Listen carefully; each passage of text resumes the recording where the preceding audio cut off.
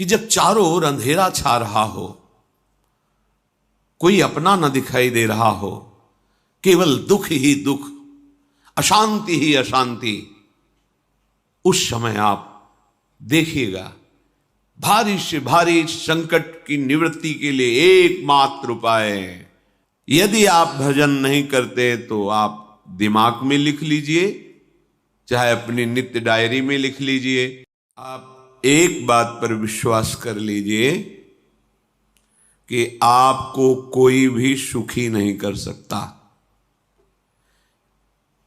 यदि आपको कोई सुखी कर सकता है तो आप हैं।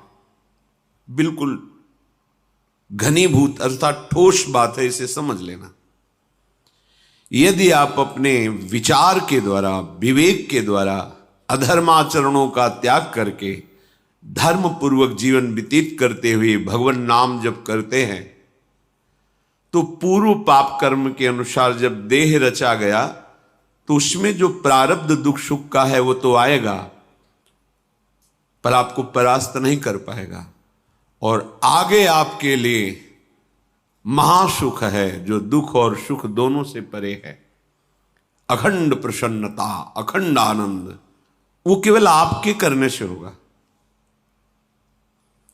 उपदेश मिल सकते हैं, मार्ग बताया जा सकता है, आपको सहयोग मिल सकता है, पर चलना आपको होगा।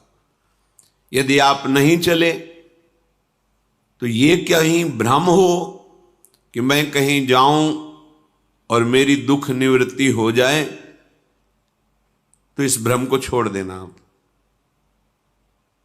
क्योंकि हम आप तो बहुत छोटे जीव हैं, अर्थात बहुत लघु तपस्या, लघु पुण्य वाले हैं। हम उन महापुरुषों की बात करते हैं जिन्होंने आजीवन ऐसा तप संचय किया, फिर भी उनके शरीर में भारी से भारी दुख देखे गए। ये दुख और सुख एक भ्रमात्मक इंद्रजाल है माया का, ना दुख है न सुख है। जैसे जो सपने सिर काटे कोई, बिन जागे दुख दूर न होई। ऐसे स्वप्न में तुम चक्रवर्ती सम्राट बन जाओ तो जगने पर तुम थोड़ी रहोगे, तुम जो हो वही होगे। हम भगवान के चिदानंद अंश हैं। ये भूल कर हम अपने को स्त्री पुरुष, अच्छा बुरा, धनी निर्धन, दुखी सुखी आदि आदि बहुत सा प्रपंच है, इसे हम अपने दिमाग में बैठा लिया है। जब तक आप ये प्रपंच नहीं छोड़ोगे तब तक आपको सुखी कोई कर ही नहीं सकता, क्योंकि दुखालयम नाशवान संसार का तो तुमने अस्तित्व रखा है। अगर ये किसी के दूर करने से होता तो स्वयं जगत गुरु परब्रह्म परमात्म तत्व भगवान श्री कृष्ण सामने हैं और अर्जुन को कह रहे हैं, मात्रा स्पर्शास्तु कौन्तेय शीतोष्ण सुख दुखदा आगमा पायनो अनित्यास्तास्तितिक्षस्व भारत। हे भारत, हे अर्जुन, ये आने जाने वाले अनुकूलता प्रतिकूलता, गर्मी शीतलता, अर्थात काम क्रोध लोभ मोह मद मत्सर अपमान निंदा, ये सब ताप पहुंचाते हैं। अनुकूलता सम्मान यश कीर्ति धन वैभव मानी हुई मान्यता, ये सब शीतलता पहुंचाते हैं। ये उष्णता और शीतलता, अनुकूलता और प्रतिकूलता आने जाने वाले हैं। भगवान ये नहीं कह रहे मैं मिटा दूंगा, कह रहे तास तितिक्षस्व भारत। हे अर्जुन, ये तुम्हें सहना होगा। यदि तुम इसे सह गए तो तुम्हारे हृदय में ऐसी स्थिति प्रकट हो जाएगी कि फिर ये स्पर्श भी नहीं कर पाएंगे। सहने से तुम्हारी भक्ति बढ़ेगी, तुम्हारा चिंतन बढ़ेगा, तुम्हारा स्मरण बढ़ेगा, सत्य वस्तु के लिए, सत्य तत्व के लिए तुम सुखी हो जाओगे। बिल्कुल खुली बात। आडंबर नाटक पाखंड इसकी जरूरत नहीं है। प्राकृतिक भोगों में सुख बुद्धि, देहाभिमान, विद्या रूप महत्व कुल धन यौवन अभिमान, यही तुम्हारे दुख का मूल है और ये कोई दूसरा नहीं हटा सकता। ये तुम्हें अपने विवेक सत्संग से प्राप्त हुए विवेक के द्वारा, शास्त्र स्वाध्याय से प्राप्त हुए विवेक के द्वारा इसे तुम्हें त्यागना है। दुख तुम पकड़े हो तो छुड़ा कौन सकता है? छुड़ाना तो आपको ही पड़ेगा। अगर कोई वादा करता है कि मैं आपको दुख रहित कर दूंगा, मुझे आज तक समझ में नहीं आया। दुख रहित होने का जो उपाय है वो गुरुजन, महापुरुष, संत जन बताते हैं कि जब चारों ओर अंधेरा छा रहा हो, कोई अपना न दिखाई दे रहा हो, केवल दुख ही दुख, अशांति ही अशांति, उस समय आप देखिएगा कोई एक है जो आपको बहुत प्यार कर रहा है। वो हमारे प्रभु हैं। आप जिनकी तरफ पीठ किए हो और जहां दुख है उधर मुख किए हो, वापस घूमो, सन्मुख होइएगा। सन्मुख होए जीव मोहि जब वहीं, जन्म कोटि अघनाशों तब वहीं। करोड़ों जन्मों के पाप नष्ट कर देते हैं भगवान। जहां प्रभु की तरफ हुए तो पता चला बहुत जन्मों से बिछुड़ा था, वो मेरे स्वामी मिल गए। भारी से भारी संकट की निवृत्ति के लिए एकमात्र उपाय भगवान श्री हरि का आश्रय, उनके नाम का जप। सत्य मान लीजिए, आडंबर से कुछ नहीं होना। चाहे जितने जंतुर बांध लो, चाहे जितना जो कुछ जादू टोना जो मन आवे सो कर लो, बारी मथे घृत होए बरु शिकताते बरु तेल, बिनु हरि भजन न भवतरी यह सिद्धांत अपेल। विनिश्चितम बदामि तेन अन्यथा वचांस में हरि भजन्ति नरा। अटल बात है, यदि भजन नहीं करोगे तो तुम्हें कोई सुखी नहीं कर सकता। तात्कालिक आपको ऐसा लग सकता है मेरा काम बन गया, नहीं, वो तत्कालिक है। हमारा काम बनना तो तब होगा जब हमारा आवागमन मिट जाए, सदा सदा के लिए मुझे ऐसी वस्तु प्राप्त हो जाए कि जहां चाह ही खत्म हो गई, जहां दुख ही खत्म हो गया। वो हमारा स्वरूप है, वो हमारे आराध्य देव हैं। प्रार्थना मान लीजिए, भटकाव से बचिए। ये कलिकाल मलायतन मन कर देख विचार,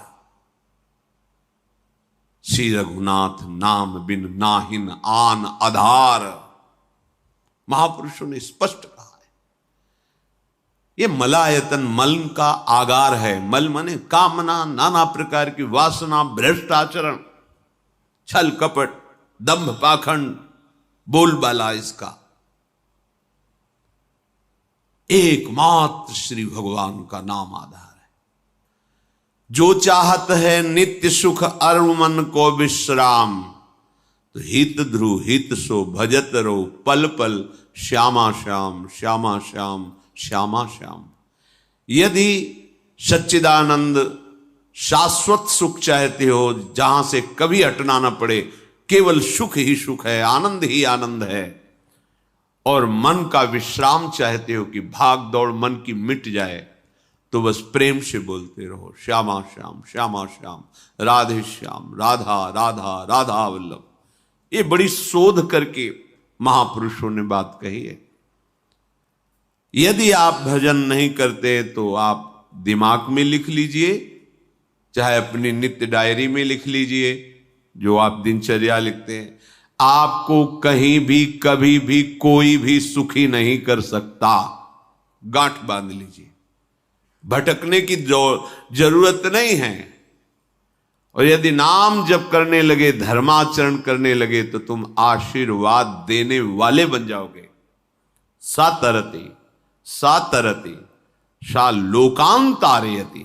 ध्यान दीजिए, वो तर जाता है, वह तर जाता है, वो लोकों को तार देता है।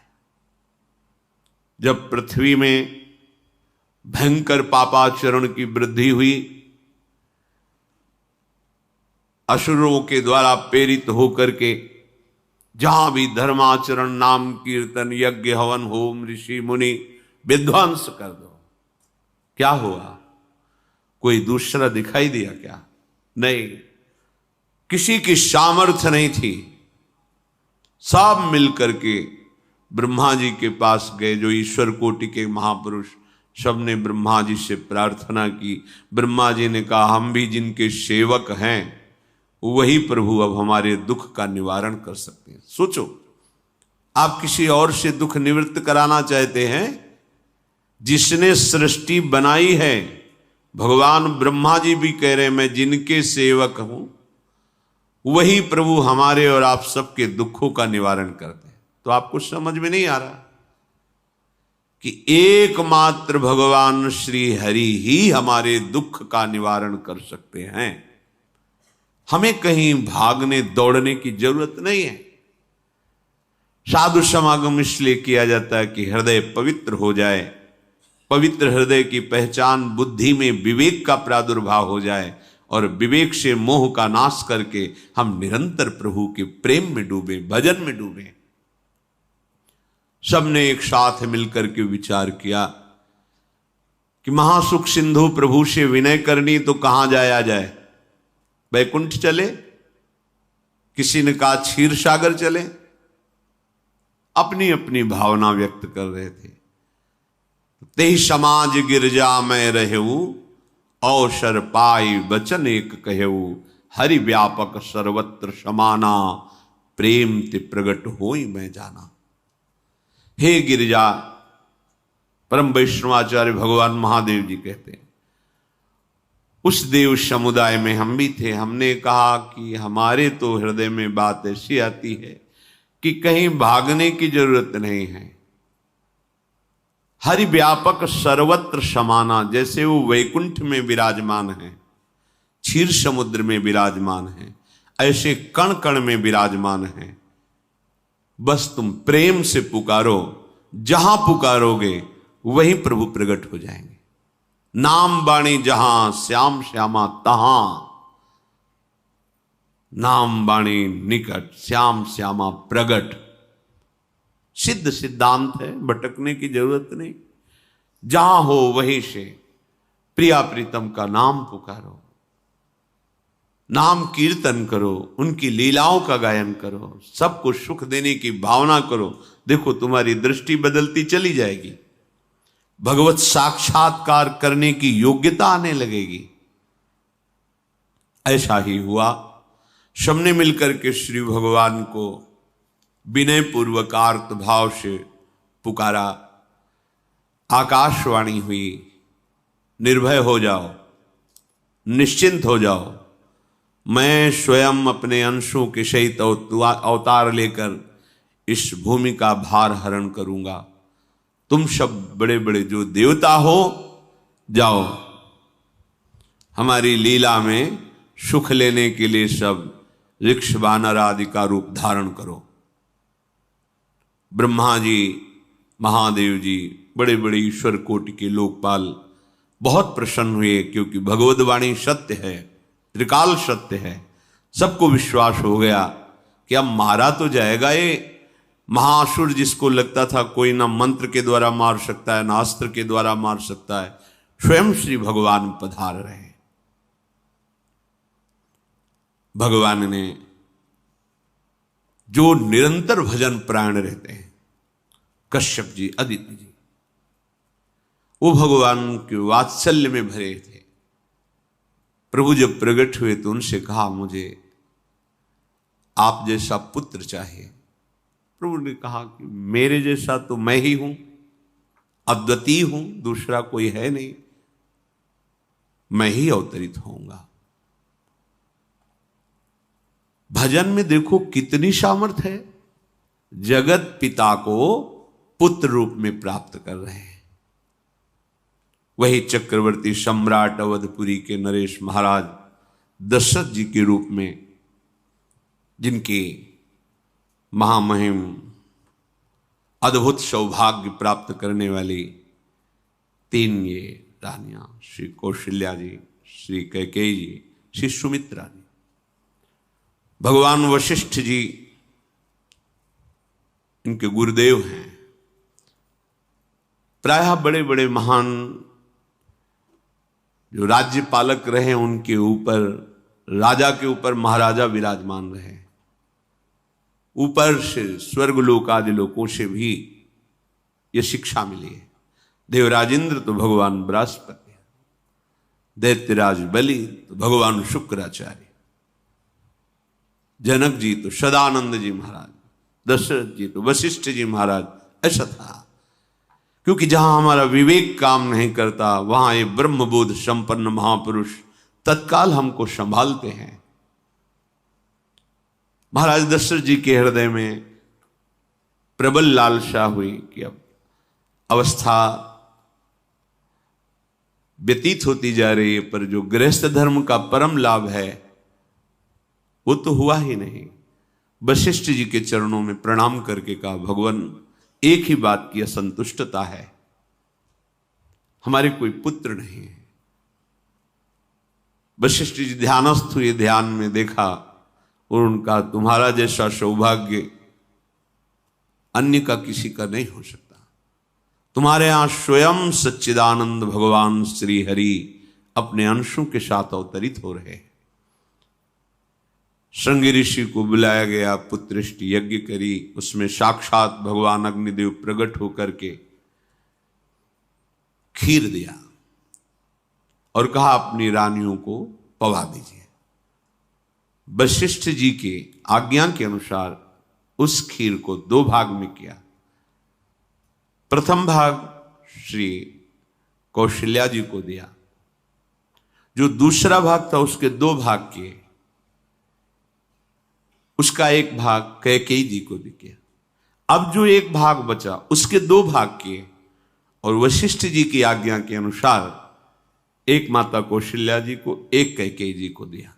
उन्होंने अपने हाथ से सुमित्रा जी को दिया, तो सुमित्रा जी के गर्भ से लक्ष्मण और शत्रुघ्न, कौशल्या जी ने जो भाग दिया उससे लक्ष्मण जी प्रकट हुए, जो रामचरण अनुरागी, अद्भुत अद्भुत हरि प्रेमी।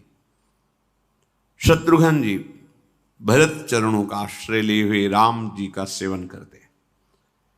बड़ा रहस्य है, कितनी मर्यादा है